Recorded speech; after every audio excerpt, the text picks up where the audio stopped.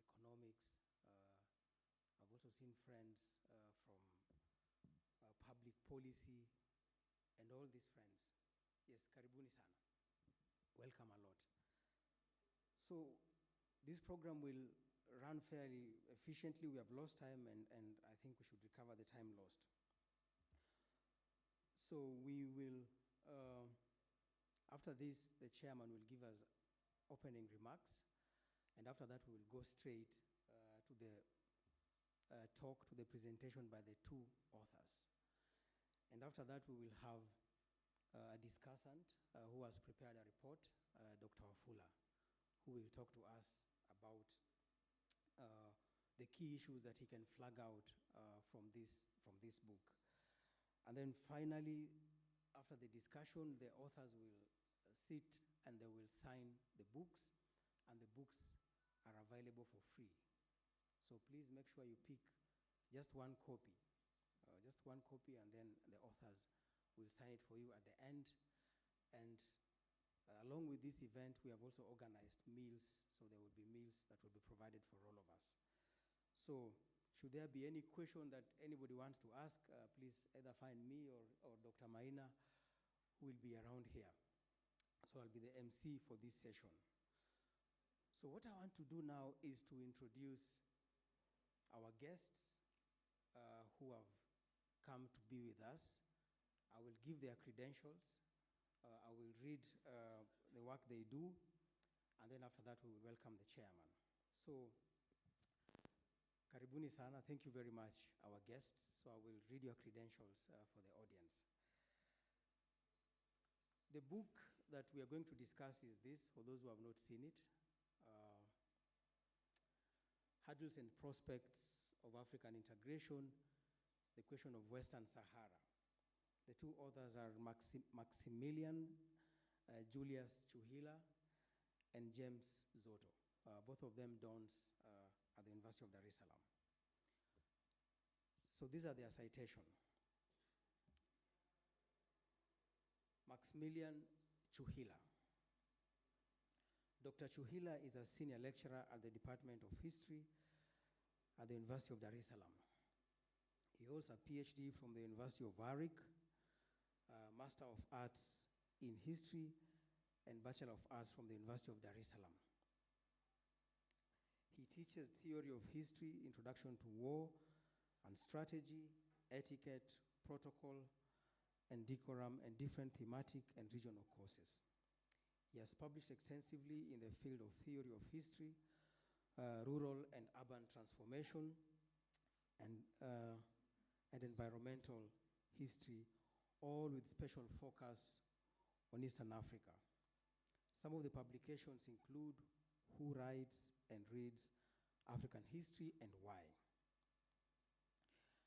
Locating African Voices in the 21st Century, from 1960 to the present,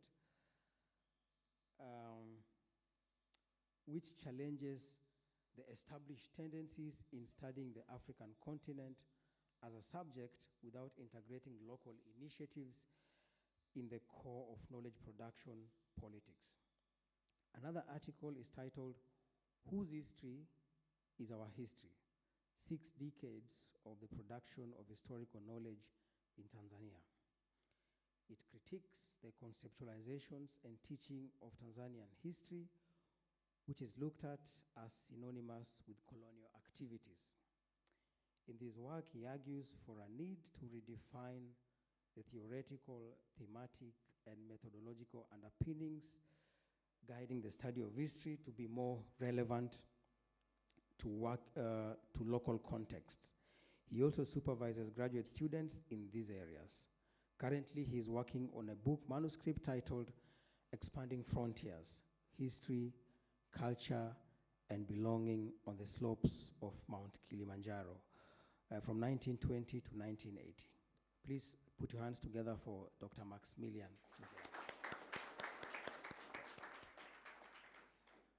The second author is Dr. James Zotto.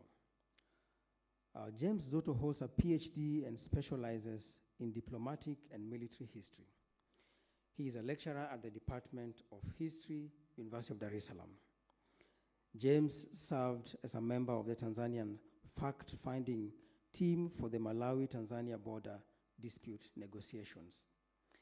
He has been engaged as a facilitator at the United Nations University for Peace, specifically in Hargeisa, Mogadishu, Addis Ababa, and Police Staff and Senior Command College, Uganda.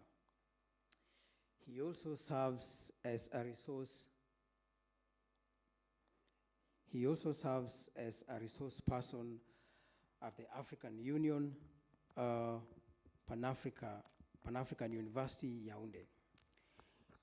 In 2022, James and others published an African Union white paper on illicit economy and organized crime in Africa.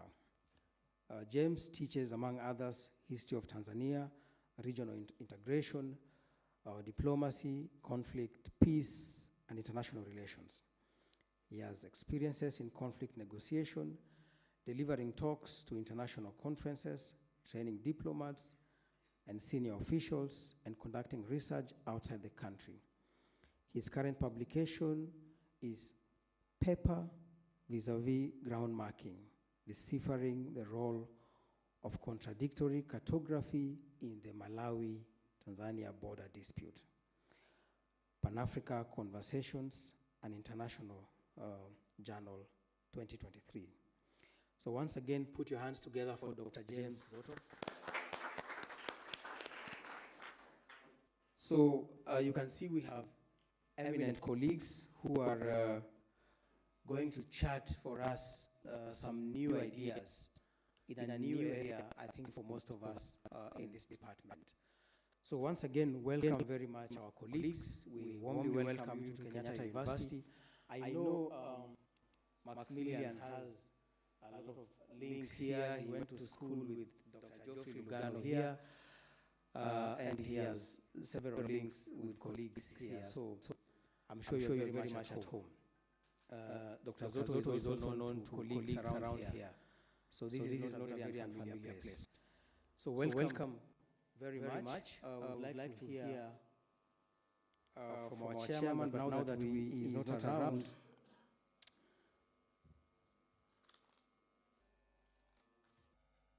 maybe I will just, I don't know whether it's in order to read the blurb of this book, or we wait for the presentation.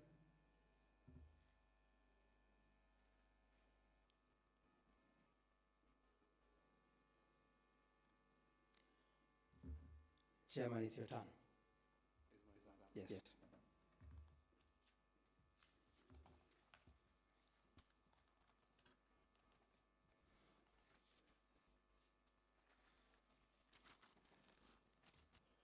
Visitors, Professor Maximilian Chuhila and James Zotto, you are most welcome. Yeah, my role, I don't know what my role is. The program says, welcome the chairman, welcome by the chairman. So basically, it is to welcome, which Dr. Diegona has done very well. So I think I'm supposed just to appear ceremonially, but I won't just do that.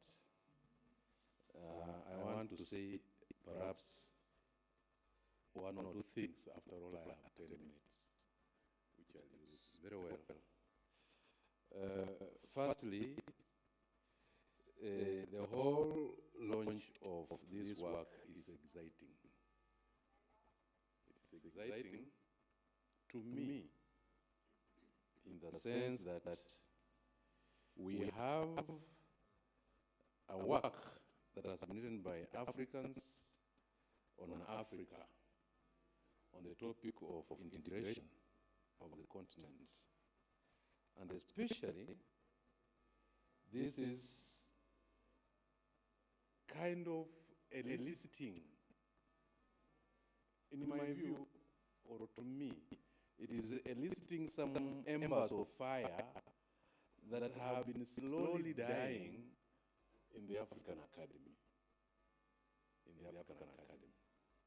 And because of this, I want to point out that there is what we call the Dar es Salaam School. the Dar es Salaam School of History. Many young students of history are not aware of that, or African scholarship. But the Dar es Salaam School, which went hand in hand with independence and the works of the late President Mwalimu Julius Nyerere in giving Africa an African approach to issues at theoretical level and at application in what was the program of Ujamaa in Tanzania, became a unique school. University of Nairobi was there, yes. Makerere was there, yes. But the fact of the matter is that the School of Dar es Salaam represented the African voices in scholarship. And that is the school where you had very senior people traversing the globe and coming there and discussing issues African. Not just discussing history, like we have to be honest and say we have done at the University of Nairobi and other universities now in Kenya. So what these two gentlemen do to me is to elicit that fire that I know has existed at the University of Dar es Salaam, the School of Dar es Salaam. The department that housed Walter Rodney, the great author of How Europe Underdeveloped Africa. And if you have not read that book, don't pretend to be a student of history. Don't pretend. Come and be helped to begin to be a student of history. How Europe underdeveloped Africa. Walter Rodney did his work when the West were hunting for him. And went away all the way from, which place did he go on? His home, Guyana. And found home where? In Dar es Salaam. Dar es Salaam was identified, especially by Kenya at that time, as the school of Marxism. Of course, to hide the ills of capitalism and all that we have witnessed and continue to witness in the name of heavy corruption and total mismanagement of the African entities called nations. So, and others. People like the former Attorney General were there, isn't it? That is who? Gizu was there, but I don't think that the school rubbed on him because he was just yellow. But Mutu, is it Mutunga? Chief Justice, Mutunga, Makau Mutua, Yash Palgai. They are the school that produced these minds. Please, take note. So I'm happy for that one thing, and I'm saying this at my point in time in the discipline of history. What this elicits to me is that there is need for us to really come together in a kind of integrated approach in the 21st century to recover the African history. Because many times we are writing things that are not theoretically informed and not properly conceptualized to address the African condition. The better for the neo-colonial, the neo-colonial onslaught which continues to date, which wants to make sure that Africa remains divided and confused, and that we are chasing wrong things, crumbs. We are chasing after crumbs and not really claiming our place on the table of the family of nations. So that's the Dar es Salaam School, from where these two professors come. And I'm repeating, I think we need to really come together and revamp this in East Africa. An integrated approach, to me, of knowledge production or at least knowing what you are doing and what we are doing here, and having seminars like this to sharpen one another. So the topic is integration. In my view, it is integration of Africa, which is a big thing. Integration of Africa has been an issue from the birthday of Africa in the 1960s. In the 1960s. You may not know where we have come from if you are not listening or reading, you know.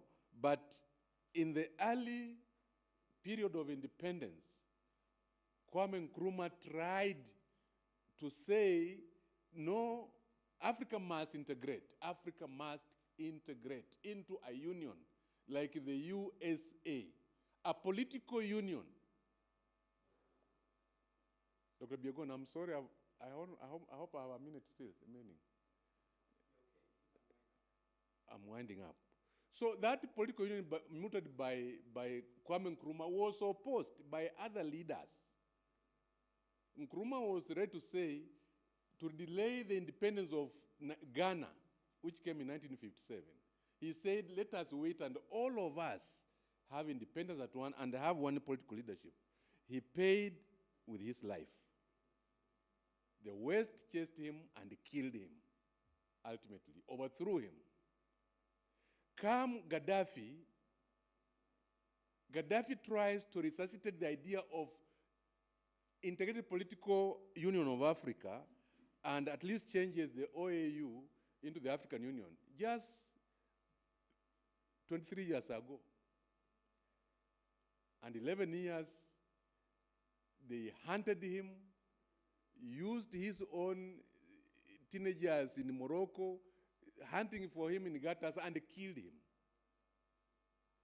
And the West celebrated. And it's Obama who killed Gaddafi. Pointed. So integration is big. My only question is, how does Sahrawi, the question of the Sahara Republic, become an issue of African integration? Is it integration with Morocco or integration with Africa? Because I have no time, and this man is looking at me not very nicely, I want to say, most welcome. Let us discuss this, but above all,